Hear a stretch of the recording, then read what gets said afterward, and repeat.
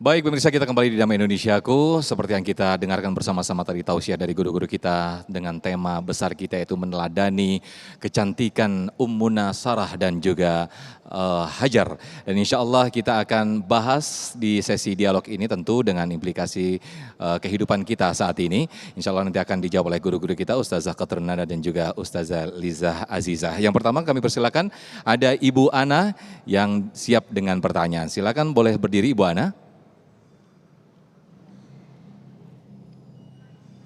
Bismillahirrahmanirrahim. Assalamualaikum warahmatullahi wabarakatuh. Waalaikumsalam warahmatullahi wabarakatuh. Saya Ana dari Majelis Taklim Aulia Selipi ingin bertanya dengan Ustazah Nada. Ustazah, bagaimana cara mengimplikasikan apa yang sudah diperjuangkan Bunda Siti Hajar di zaman saat ini? Di saat kita sedang menghadapi ujian dalam rumah tangga, kita memilih hadir majelis ilmu, apakah itu bentuk ikhtiar kita meraih sakinah, mawadah, warohmah? Terima kasih. Wassalamualaikum warahmatullahi wabarakatuh. Waalaikumsalam, terima kasih. Masya Allah, pertanyaan sangat luar biasa sekali dari Ibu Ana. Silakan Ustazah Nada. Baik, Bismillahirrahmanirrahim. Terima kasih Ibu Ana. Kalau kita melihat bagaimana contoh teladan dari Ummuna atau Ibunda Hajar yang bisa kita implementasikan dalam kehidupan kita sehari-hari, yaitu yang pertama bagaimana caranya yaitu ke samping dan ke bawah. Apa maksudnya ke samping dan ke bawah? Ke samping bagaimana perannya tetap mendampingi suami. Perannya bagaimana sebagai pendamping. Bagaimana perannya dalam mendampingi tentunya Nabi Allah Ibrahim alaihissalam dengan berbagai macam ujian-ujian yang dihadapi. Tidak ringan sebagai pendamping para nabi. Dan kalau kita balikan ke dalam kehidupan kita sehari-hari mungkin ujiannya berbeda. Tapi ketika kita menghadapi ini suami kita dengan ujian yang bermacam-macam, maka tentu yang pertama adalah kesabaran. Dan yang kedua ke bawah itu kemana? Tentunya ke putranya. Yang alhamdulillah itu juga bisa kita implementasikan dalam kehidupan kita sehari-hari. Kita semua ibu-ibu, anaknya berapa di rumah? Nah ini kayaknya wajah-wajahnya ini wajah-wajah yang periode lama ini ya. Wajahnya itu artinya mungkin anaknya ini mungkin ya di atas 5 ke atas nih ya.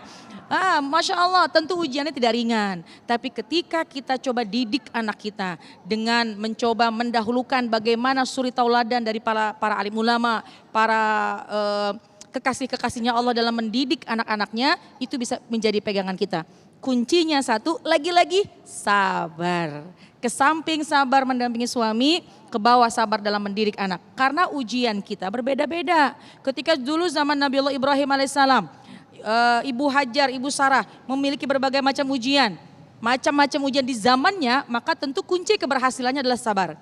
Ketika di akhir zaman semacam ini, untuk berhasil menjadikan rumah tangga kita sakinah, mawadah, warohmah, jadi istri yang soleha, jadi ibu juga yang pandai, yang cerdas, yang soleha, tentu juga modal utamanya adalah sabar sesuai dengan syariat. Pasti ada jalan keluarnya. Innallaha ma'as-sabirin. Allah bersama dengan orang yang sabar. Baik, Masya Allah luar biasa sekali. Nah kita akan beranjak lagi ke penanya berikutnya, nanti insya Allah akan dijawab oleh Ustazah Liza. Ada Ibu Aya, silakan Ibu Aya. Assalamualaikum warahmatullahi wabarakatuh. Waalaikumsalam warahmatullahi wabarakatuh. Saya Aya dari Majelis Himmatul Aliyah. Pertanyaan saya, bagaimana ya Ustazah kalau misalkan seorang istri membantu suami mencari nafkah, itu termasuk terbilang sabar juga gitu atau maksudnya mengikuti teladannya Siti Hajar ini atau tidak gitu. Terima kasih Ustadz. Assalamualaikum warahmatullahi wabarakatuh. Waalaikumsalam, terima kasih Bu Aya. Silakan Ustazah Liza. Masya Allah, ini pertanyaannya bagus banget nih. Sampai dicatat di buku diary kayaknya. Banyak banget ya. Gimana sih kalau seorang perempuan itu membantu suaminya dalam usaha mungkin ya. Dalam mencari rezeki begitu maksudnya. Perempuan itu harus kaya. Perempuan itu harus bisa berdiri pada kakinya sendiri. Jangan pengen ibaratnya mentok boy sama laki kita. Nggak apa-apa usaha asal ada ridho daripada suami. Yang tidak dibolehkan yang pertama wala tabarrujna tabarrujal jahiliyatil ula. Ay la tazharna zinatakunna wa mahasinakunna lil ajanibi mislu makana nisa'al jahiliyat yaf'alna. Maksudnya apa? Jangan berhias berlebihan seperti wanita jahiliyah dulu. Kita mau usaha, mau kerja, cukuplah pakai seperti adanya. Ini kadang kan keluar Masya Allah, alis gini kereng-kerengin. Coba kalau di rumah, boro-boro pakai bedak, habis bedak pakai kapur barus. Alis tebelin pakai sifat Mekah depan suami, dandan buat jadi suami, pakai shadow. Ini mah kadang ada kan ya Mi. Keluar rumah ya Allah, alis dikerok sampai lenang. Pakai shadownya murah. Keluar rumah brak hujan jang leleh. Mirip kelong wewe. Tetap masih taat sama suami. Suami datang atau kita baru pulang kerja, cium tangan sama suami. Masya Allah. Ibu suka cium tangan suami Bu? Suka. Kapan Bu? Oh Lebaran. Sampai setahun sekali. Saya mau nanya dah Bapak, kalau habis Jumatan si emak cium tangan gak Pak? Kalau habis Jumatan ibunya cium tangan gak Pak? Kata bapaknya gimana mau cium tangan, kata emaknya gimana mau cium tangan, ajijah lah bapaknya juga kagak Jumatan. Dan buat jadi suami datang senyum. Ini kadang suami datang, bibir bawah ke kanan, bibir atas ke kiri, demenyon aja bibirnya. Ada kalau senyum sama suami, kalau suami bawa duit, sampai ngelendet. Laki datang bawa duit, papa mau emam dulu apa bobo dulu? Jai. Sama lakinya juga ogohan kalau punya duit mah. Emang emam sama apa sih? Sama cemur etol.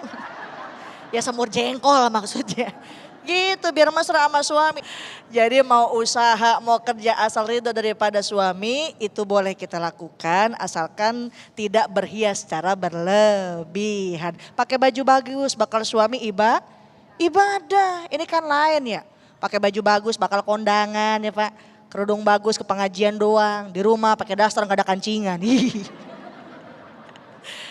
Mudah-mudahan manfaat gitu ya Mi. Amin, Allah amin. Ta'ala Masya Allah, luar biasa sekali jawaban dari Ustazah Liza. Mudah-mudahan bermanfaat bagi kita semuanya. Selanjutnya saya persilahkan kembali Ibu Rikza yang akan mengajukan pertanyaan. Mic-nya boleh dibawa ke depan. Assalamualaikum warahmatullahi wabarakatuh. Waalaikumsalam warahmatullahi wabarakatuh. Nama saya Rigza. Saya datang sendiri nggak sama majelis jadi dari Bekasi. Sebenarnya banyak yang mau saya tanyakan, tapi ya dua aja ya. Pertama, gimana kalau misalnya ya suami kita kasih tahu misalnya ibadah atau yang lainnya, tapi galakan dia, kayak misalnya suruh sholat, aduh aku kok gemeteran, misalnya ya, suruh sholat gitu ya, terus kitanya besoknya tuh udah nggak misalnya nggak bangunin lagi, nggak ingetin lagi tuh kita ikut dosa apa gimana? Yang kedua, kayak misalnya aku marah sama anak, suka ngomong nggak jelas, maksudnya marah, nggak tahu tadi ngomong apa, terus berdoa. Ya Allah jangan jadikan tadi amarah hamba sebagai doa untuk anak hamba, itu sebenarnya diampuni apa enggak gitu ya sama Allah ya. Baik. Itu aja dari pertanyaan dari saya. Terima kasih. Wassalamualaikum warahmatullahi wabarakatuh. Waalaikumsalam, terima kasih Ibu Rikza. Kalau dari raut wajahnya kayaknya lebih kecurhat ini ya Ustazah. Makanya mungkin jawabannya panjang. Ditahan dulu Ustazah Liza dan juga Ustazah Kotrunada. Kita akan kembali usai jeda, tetaplah di Damai Indonesiaku.